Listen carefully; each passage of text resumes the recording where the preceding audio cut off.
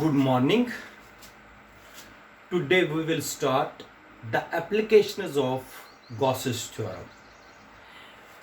Application we have to in syllabus we have three applications of Gauss's theorem. तीन एप्लीकेशनें हमें करनी है Gauss's theorem में. तो पहली जो एप्लीकेशन है बेटा वो है using Gauss's theorem derive an expression for electric field intensity at a point due to long infinite line of charge. मतलब continuous distribution of charge है. continuous distribution of charge along the line है, फिर दूसरा है along the surface है, और फिर है along the volume, over the volume. मतलब तीन एप्लीकेशनें करनी है. ठीक है बेटा, तीनों एप्लीकेशंस आप लोगों को पहले मैं समझाता हूं. पहली एप्लीकेशन है when the charge is distributed along A line. इस तरीके से हमें निकालना है इलेक्ट्रिक फील्ड इंटेंसिटी P पर. लाइन की वजह से कंटिन्यूअस डिस्ट्रीब्यूशन है चार्ज का. ये पहली एप्लीकेशन है बेटा. फिर एक शीट ऑफ चार्ज है. इस शीट ऑफ चार्ज का सरफेस एरिया है. ठीक है, याद दिला रहा हूं. इसकी वजह से इलेक्ट्रिक फील्ड इंटेंसिटी निकालनी है P पर. फिर से ये दूसरी एप्लीकेशन है. और तीसरी एप्लीकेशन है एक स्फेरिकल शेल है जिस पर चार्ज डिस्ट्रीब्यूट किया गया है इस तरीके से. ठीक है बेटा, तो हमें निकालना है पॉइंट P पर electric field intensity. This means using Gauss's theorem we have to derive the expression for electric field intensity at a point due to long infinite line of charge. ये long infinite. फिर दूसरा है due to continuous sheet of charge, इसको sheet of charge बोलते हैं. तीसरा है due to spherical shell. ये तीन एप्लीकेशंस है.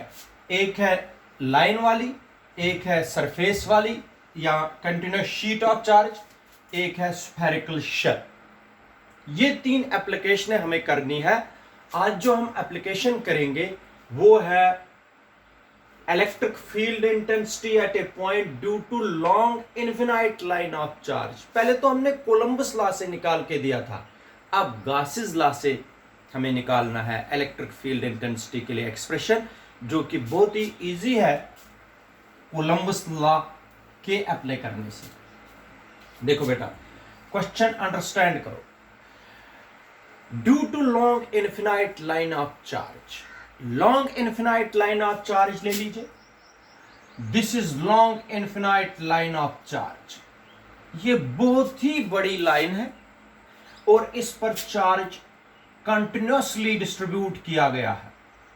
कंटिन्यूअस चार्ज डिस्ट्रीब्यूशन है बेटा. इस तरीके से कंटिन्यूअस चार्ज डिस्ट्रीब्यूशन है. ठीक है बेटा, this is long infinite line of charge on which, इस पर कितना चार्ज डिस्ट्रीब्यूट है, plus Q charge is distributed. There is a infinite line of charge, इसकी लेंथ इनफिनाइट है, on which plus Q charge is uniformly distributed. इस पर uniformly distribute किया गया है चार्ज. कितना चार्ज, प्लस क्यू. शाबाश बेटा, याद रखना. There is a point P. ये है पॉइंट P जो कि R की दूरी पर है, जो कि R की दूरी पर है. यहां से R की दूरी पर है.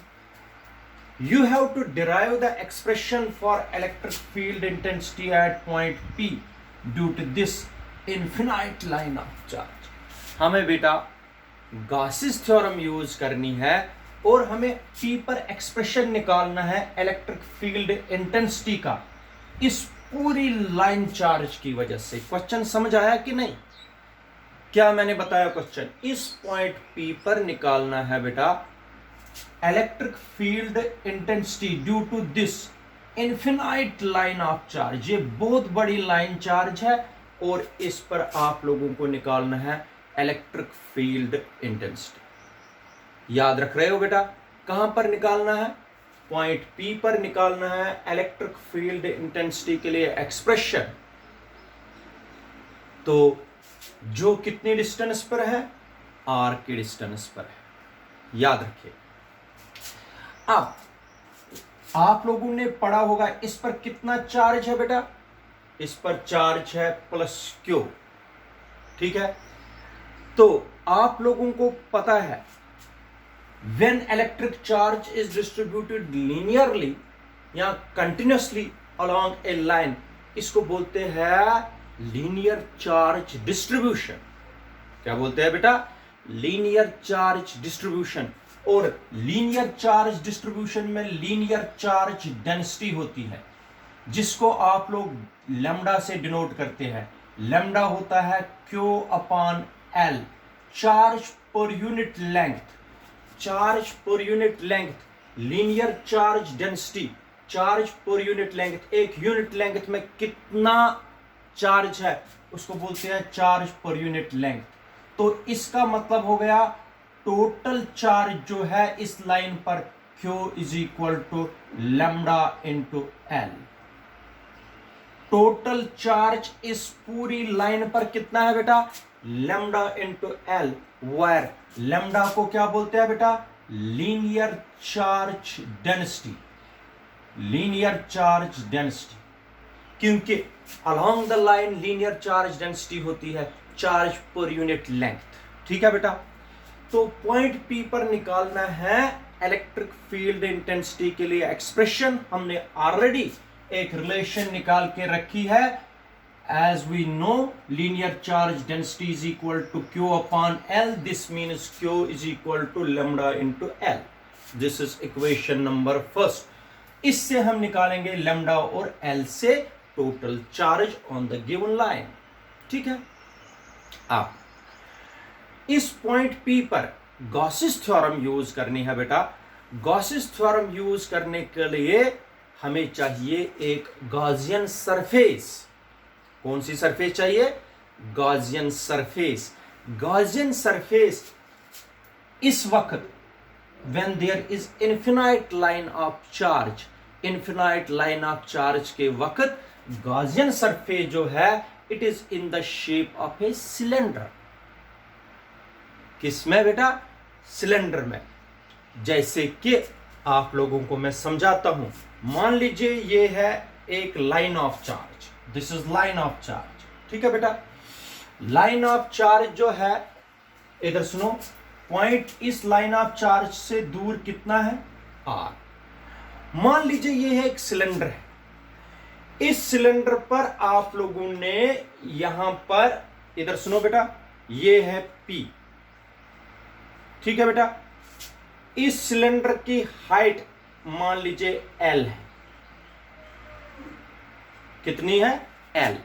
पॉइंट P यहां पर है। अब देखो रेडियस इस सिलेंडर का मान लीजिए R है,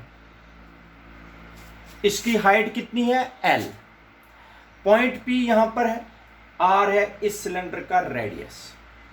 देखो ये जो लाइन है बेटा, ये वाली लाइन, ये मान लीजिए ये लाइन है जिस पर पॉजिटिवली चार्ज डिस्ट्रीब्यूट किया गया है, समझ आया बेटा। इसके अराउंड एक गॉसियन सरफेस ड्रा करनी है, इमेजिनरी गॉसियन सरफेस, जो कि इस पॉइंट से पास होगी। जैसे मैं बताता हूं, इधर देखो, आप अंडरस्टैंड करिए, एक गॉसियन, ये लाइन ऑफ चार्ज है, इस लाइन ऑफ चार्ज को, इधर देखो, इस लाइन ऑफ चार्ज के अराउंड, इस लाइन ऑफ चार्ज के अराउंड हमने एक गॉसियन सरफेस, ये सिलेंडर की शेप में गॉसियन सरफेस है, और पॉइंट P आना चाहे उस पर। अभी मैं बोर्ड पर दिखाता हूं, पॉइंट P आया इस गॉसियन सरफेस पर जो कि सिलेंडर शेप में, जिसका रेडियस R, हाइट L, याद रखा। और ये जो लाइन चार्ज है ये इसके सेंटर से पास हो रही, इधर देखो, ऐसे, बिल्कुल ऐसे बनाएंगे। अभी दिखाता हूं बोर्ड पर, एक गॉसियन सरफेस आप ड्रा कर दीजिए ऐसे, ठीक है बेटा। गॉसियन सरफेस आप लोगों को इस तरीके से ड्रा करनी है, ये देख लीजिए, यहां तक आनी चाहिए,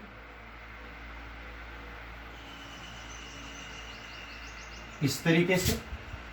यहां से भी गॉसियन सरफेस पूरी बनानी है, ये लाइन पूरी आनी चाहिए ऐसे। पॉइंट पी इसी पर लाई करना चाहिए, देखो बिल्कुल ऐसे ऐसे, ठीक है बेटा। ये बनानी है गॉसियन सरफेस, किसके अराउंड, इस लाइन ऑफ चार्ज। इस गॉसियन सरफेस की हाइट कितनी लेनी है बेटा, एल, ठीक है। रेडियस कितना लेना है, आर, और पॉइंट पी इसी गॉसियन सरफेस पर आना चाहिए बराबर ऐसे। आप देखो इसकी तरफ,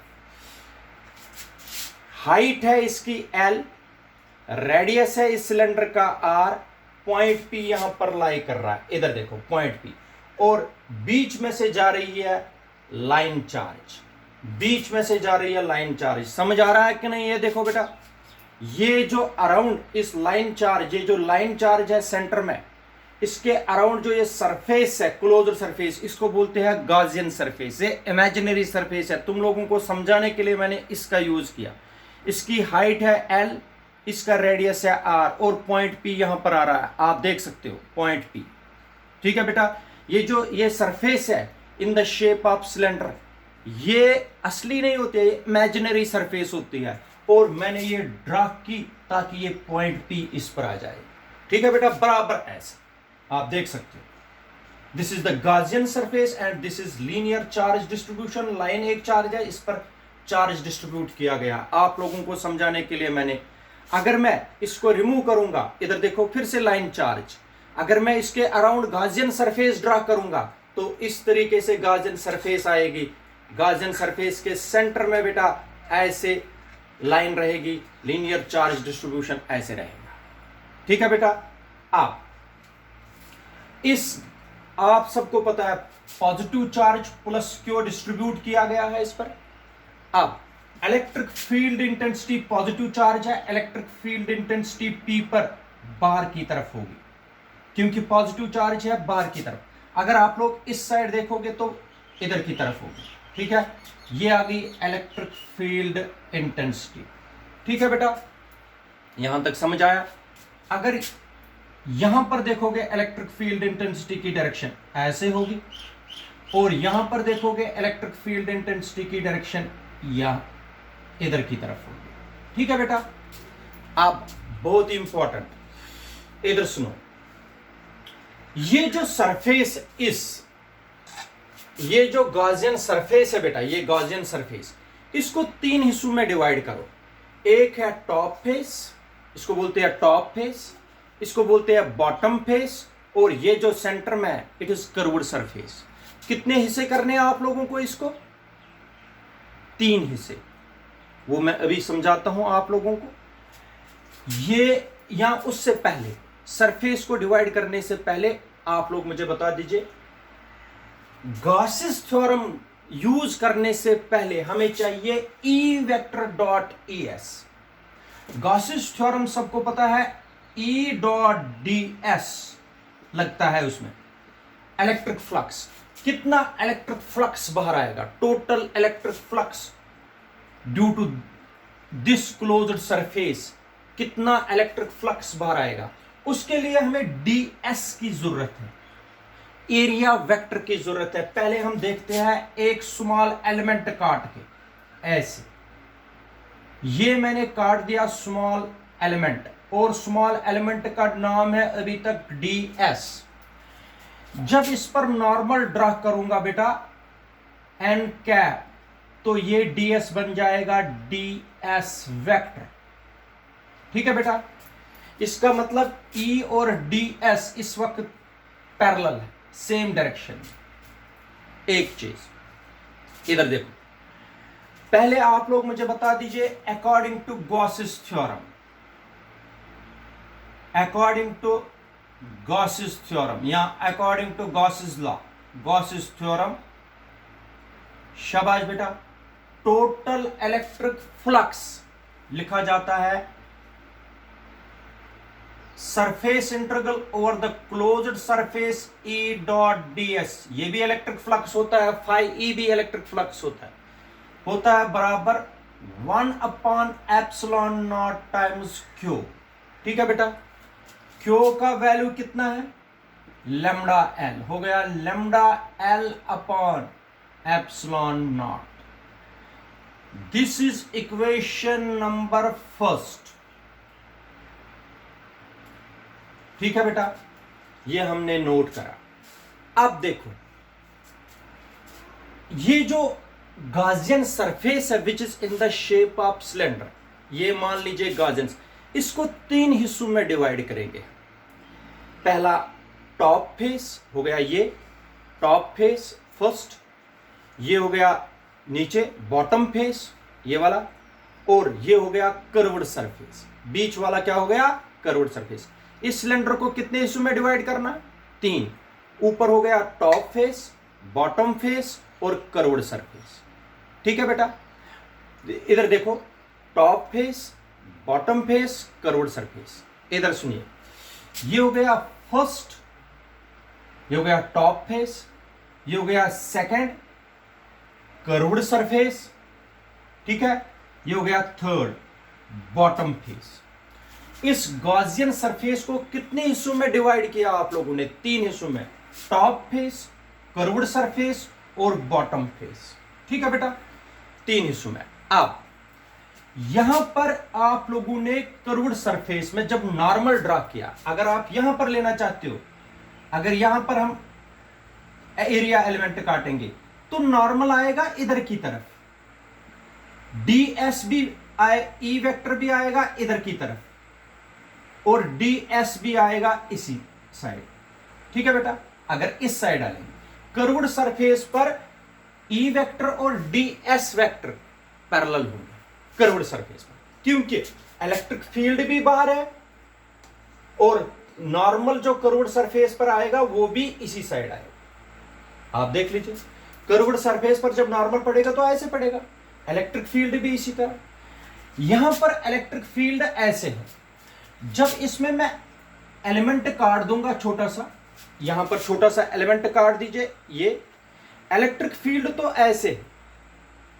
ठीक है, लेकिन इस सरफेस पर नॉर्मल कैसे पड़ेगा, ऐसे पड़ेगा नॉर्मल। अंडरस्टैंड करो बेटा, इलेक्ट्रिक फील्ड ऐसे है, नॉर्मल पड़ेगा ऐसे, इलेक्ट्रिक फील्ड ऐसे है, नॉर्मल पड़ेगा ऐसे टॉप फेस पर। इसका मतलब हो गया जो नॉर्मल यहां पड़ना है वो ऐसे होगा, एन कैप। इसका मतलब ये जो स्मॉल एलिमेंट है ds, ये बन जाएगा ds वेक्टर। यहां पर E और ds वेक्टर के बीच में 90 डिग्री का एंगल है, यहां पर थीटा 0 डिग्री है। ठीक है बेटा, और अब यहां पर देख लीजिए, ये फिर से यहां की तरफ इलेक्ट्रिक फील्ड है, फिर से अगर हम छोटा सा एलिमेंट काट देंगे, इधर देखो, इधर नॉर्मल नीचे की तरफ आएगा ऐसे, परपेंडिकुलर आएगा ऐसे, इलेक्ट्रिक फील्ड है ऐसे। इधर देखो, नॉर्मल नीचे की तरफ, इलेक्ट्रिक फील्ड ऐसे। ठीक है, ये हो गया इलेक्ट्रिक फील्ड और नॉर्मल ऐसे। ये हो गया यहां पर नॉर्मल इस सरफेस कर्व्ड बॉटम फेस का नॉर्मल ऐसे पड़ेगा, ये बन गया ds वेक्टर, ये बन गया E वेक्टर, और ये हो गया 90 डिग्री। बेटा ये समझना बहुत ही जरूरी है, कितने हिस्सों में हमने इस गॉसियन सरफेस को डिवाइड किया, 3 हिस्सों में। कौन कौन सा, टॉप फेस, कर्व्ड सरफेस और बॉटम फेस। कर्व्ड सरफेस को नॉर्मल ऐसे पड़ेगा, इलेक्ट्रिक फील्ड तो इधर से ही। टॉप फेस को नॉर्मल ऐसे पड़ेगा, इलेक्ट्रिक फील्ड ऐसे। बॉटम फेस को नॉर्मल ऐसे पड़ेगा, इलेक्ट्रिक फील्ड ऐसे। ठीक है, अब मुझे बता दीजिए total electric flux over the closed surface. Total electric flux, total electric flux over the closed surface, total electric flux over the closed surface is given by, शाबाश बेटा, total electric flux over the closed surface is given by, शाबाश, बता दीजिए, शाबाश बेटा, total हो गया E dot D S, ये वाला टोटल इलेक्ट्रिक फ्लक्स इसी को बोलते हैं, ठीक है। This is total electric flux, चाहे फाई ई से चाहे ये, तो इज इक्वल, आप देखेंगे इस कर्व्ड सरफेस, इस टॉप फेस से कितना फ्लक्स निकलेगा, इस बॉटम फेस से कितना फ्लक्स बढ़ेगा, और इस कर्व्ड सरफेस से कितना बनेगा। इसका मतलब ये वाला पोर्शन कितना इलेक्ट्रिक फ्लक्स प्रोड्यूस करेगा, ये वाला पोर्शन कितना और ये वाला पोर्शन कितना। इसका मतलब हो गया total electric flux over the closed surface is given by, ये हो गया क्लोज्ड सरफेस फर्स्ट, ये वाला पोर्शन हो गया E डॉट डी एस, ठीक है। ये कितना प्रोड्यूस करेगा, प्लस E डॉट, इस कर्व्ड सरफेस से कितना इलेक्ट्रिक फ्लक्स निकलेगा। पहले हम देखेंगे इसमें से और बॉटम फेस में से कितना निकलेगा। तीन पोर्शन है, तीन हिस्से हैं इसके, ठीक है बेटा। अब तीनों हिस्सों में आप लोग डिवाइड करिए, ये हो गया second E dot D S, ठीक है, plus third E dot D S third. ये जरूरी नहीं है आप लोग बेटा इसी साइड लोगे इलेक्ट्रिक फील्ड, आप लोग इस साइड भी ले सकते हो, इस साइड भी ले सकते हैं इलेक्ट्रिक फील्ड, ठीक है बेटा। तो ये हो गए तीन पोर्शन, इलेक्ट्रिक फ्लक्स कितना ये प्रोड्यूस करेगा, ये वाला कितना पोर्शन प्रोड्यूस करेगा, और ये वाला पोर्शन कितना प्रोड्यूस करेगा, ठीक है बेटा। अब सबको पता है ए वेक्टर डॉट बी वेक्टर होता है बराबर ए बी कॉस थीटा, ठीक है। E डॉट डी एस किसके बराबर होगा, E D S cos theta. E vector dot D S vector हो गया E D S cos theta, ठीक है बेटा, ये फॉर्मूला है। अब इसमें एंगल है फर्स्ट सेकंड सरफेस के लिए 0 डिग्री, इसके लिए 90, इसके लिए भी 90, वही लगाएंगे, शाबाश बेटा। ये फर्स्ट हो गया, फर्स्ट सरफेस के लिए E D S cos of 90, ठीक है, plus E D S cos of 0 degree, ये वाला surface second, plus third surface के लिए E D S cos of 90 degree, ठीक है बेटा। फिर से बता रहा हूं, cos 90 जो होता है बेटा, cos 90 डिग्री, cos 0 होता है 1, cos 90 डिग्री होता है 0, ये नोट करना है, ठीक है बेटा। cos 0 कितना 1, cos 90 कितना 0, ये 0 मल्टीप्लाई बाय एनीथिंग इज 0, ये खत्म टर्म, ये बन जाएगी 0, ठीक है। ये वाली टर्म क्योंकि cos 90 0, ये भी बन जाएगी 0, प्लस ये क्या बन जाएगा, E D S cos 0 is 1 हो गया, ये बन जाएगा सेकंड है E D S cos 0 is 1 plus 0, ठीक है बेटा। इसका मतलब ये टर्म 0, ये टर्म भी 0, सिर्फ ये टर्म रहेगी, ठीक है। यहां से है surface integral total electric flux over the closed surface, इसको क्या पढ़ेंगे, total electric flux over the closed surface, पूरा इलेक्ट्रिक फ्लक्स किसकी वजह से, सिर्फ सेकंड, E को बाहर निकाल दीजिए, इंटीग्रेशन किसकी करेंगे, ds की, ठीक है बेटा, ठीक है। E बाहर निकाला, ds की इंटीग्रेशन, E ds की इंटीग्रेशन है s, ठीक है बेटा। Wire, this is equation number second, wire S is equal to curved surface area, curved surface area of Gaussian cylinder, curved surface area of Gaussian cylinder, ये curved surface area इसका होता है 2 pi R H, H के बजाय length है यहां L, इसलिए Gaussian surface 2 pi R L, 2 pi R है रेडियस, एल है हाइट, 2 पाई आर एच, तो एस आ गया 2 पाई आर एल। ठीक है बेटा, वो यहां पर लगा दीजिए इक्वेशन सेकंड में। इक्वेशन सेकंड बताओ क्या आएगी? शाबाश बेटा, इक्वेशन सेकंड बताइए इक्वेशन सेकंड क्या बनेगी? शाबाश बेटा, इक्वेशन सेकंड बनेगी E dot D S over the closed surface S। E तो ऐसे ही लिखेंगे S के बजाय, E multiply 2 pi R L. This is equation number बेटा थर्ड, ये इक्वेशन थर्ड है।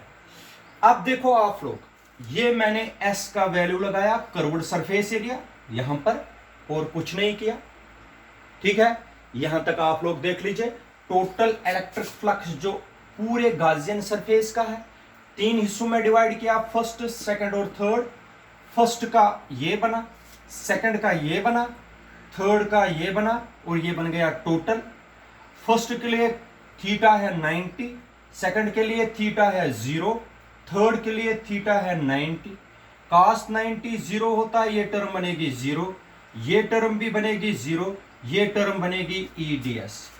ई को बाहर निकाला, इंटीग्रेशन ds की s, s से curved surface area of Gaussian cylinder 2 pi R L, तो यहां पर लगा दिया। अब आप लोग इक्वेशन फर्स्ट और इक्वेशन थर्ड की तरफ देखिए। इक्वेशन फर्स्ट और इक्वेशन थर्ड की तरफ देख लीजिए। Compare equation first and third, comparing first and third, first equation और थर्ड इक्वेशन को कंपेयर करिए। ठीक है, क्या आएगा? E into 2 pi R L, ये वाला साइड इस वाले साइड के बराबर, lambda L upon epsilon naught. ठीक है बेटा, L और L cancel, E is equal to, शाबाश बेटा, lambda upon 2 pi epsilon naught R, ये नीचे लाया, E is equal to lambda upon 2 pi epsilon naught R। This is the required expression, this is the required expression बेटा, ये है required expression for electric field intensity at point P due to infinite line of charge. इस पूरे line of charge की वजह से P पर कितनी इलेक्ट्रिक फील्ड इंटेंसिटी आई? Lambda upon 2 pi epsilon naught R। याद रखना बेटा, E is equal to lambda upon 2 pi epsilon naught R। यहां तक समझ आया? यहां पर स्क्रीनशॉट आप लोग एक ले सकते हो, और जब स्क्रीनशॉट लोगे तो आप लोग फिर रफ वर्क कर सकते हैं। ठीक है बेटा, ये यहां पर आप लोग एक स्क्रीनशॉट ले लीजिए और फिर बाद में कॉपी या रफ पर कर सकते हो इजिली। ठीक है बेटा, आगे बढ़ेंगे। This is required expression. Now the relation, आप लोग ध्यान से समझिए।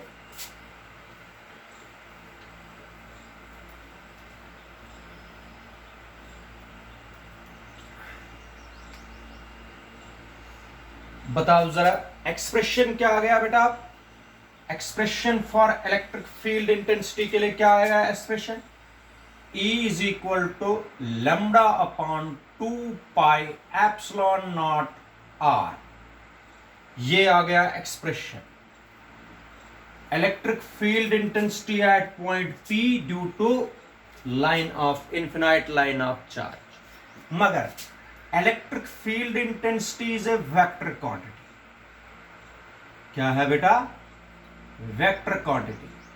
और आप लोग अगर देखोगे इसमें इलेक्ट्रिक फील्ड इंटेंसिटी की डायरेक्शन कौन देता है? N cap. एन कैप देता है डायरेक्शन।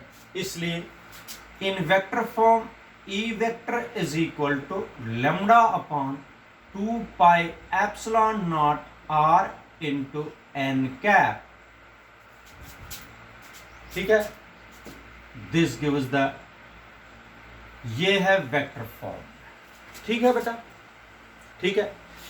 अगर आप लोग इधर सुनो, from this relation E is inversely proportional to R। E किसके इनवर्सली प्रोपोर्शनल है बेटा? R को। E किसके इनवर्सली प्रोपोर्शनल है? R। If we plot a graph between distance and electric field intensity, if we plot a graph between electric field intensity and distance, the graph will come out inversely proportional। ये graph ऐसे आएगा बेटा। जितनी जितनी distance बढ़ाते जाओगे R बढ़ता जाएगा, इलेक्ट्रिक फील्ड इंटेंसिटी कम कम होती जाएगी। जितनी डिस्टेंस कम होगी इलेक्ट्रिक फील्ड इंटेंसिटी ज्यादा होगी। जितनी जितनी डिस्टेंस बढ़ती जाएगी इलेक्ट्रिक फील्ड इंटेंसिटी का वैल्यू कम कम होता जाएगा, कम कम होते जाएगा। This is the relation between electric field intensity and distance for infinite line of charge। बेटा ऐसा क्वेश्चन पेपरों में बहुत ही आता रहता है और इसको रफ पर करिए, बड़ा इंपॉर्टेंट क्वेश्चन है, बार बार आता रहता है। ठीक है बेटा, थैंक यू।